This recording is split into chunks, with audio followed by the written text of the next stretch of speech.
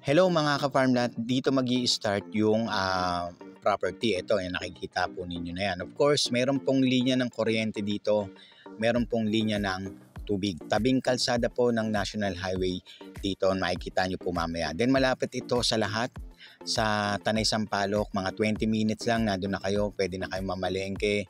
Malapit din ito sa eskwelahan, sa ospital, sa lahat po, accessible po itong lugar po na ito. Yan, nakikita nyo may linya ng may poste po tayo dito sa area na ito.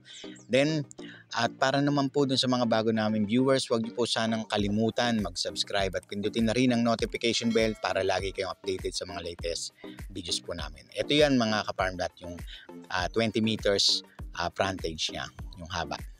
Then, papasukin ko lang ito mga ka-farmland para makita po ninyo yung itsura ng loob ng property.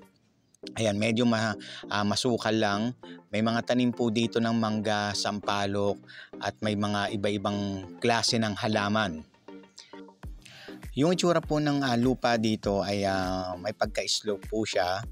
Tapos, yun nga po, pwede kayong magtayo dito ng kahit anong business po ninyo katulad ng hardware o kaya naman stopover na restaurant o kung ano man yung ibig po ninyo. Depende pa rin po naman sa inyong layon mga ka-farmland.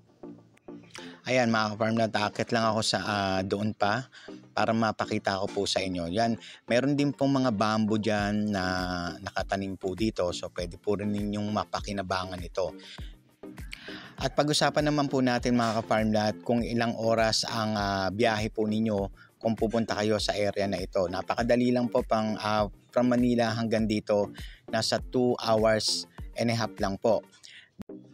Pwede rin po kayong dumaan sa Teresa, Antipolo, Teresa, papunta dito. Then sa Tanay, Jollibee sa may intersection niya. Then liko kayo sa kaliwa, dire-diretso na yon.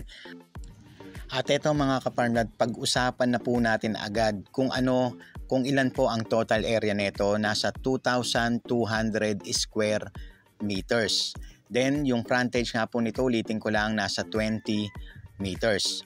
Then title po ito, clean title, updated din po yung tax, buhay ang may-ari at wala po tayong magiging problema pagdating sa documents.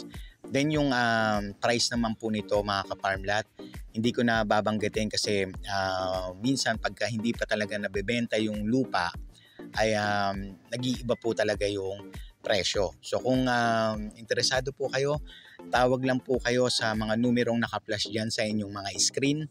At yun nga po, mag-set tayo ng tripping, yung mga availability po ninyo. Then, at kung may mga question po kayo, sasagot naman po kami sa inyo mga ka-farmlab.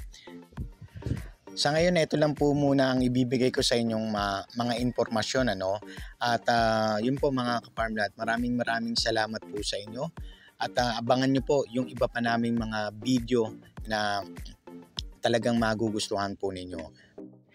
At bago po ako magtapos ay nag-offer po kami ng mga sumusunod. Transfer of land title, application of original certificate of title, extrajudicial settlement, land surveying, landscaping services, organic fertilizer supply, seedling supply and tree planting services, house design and construction. Maraming salamat sa inyo mga farmland. Muli ito si Jem, ang inyong tagapaglingkod at tagapagbalita ng magagandang property. Have a nice day po.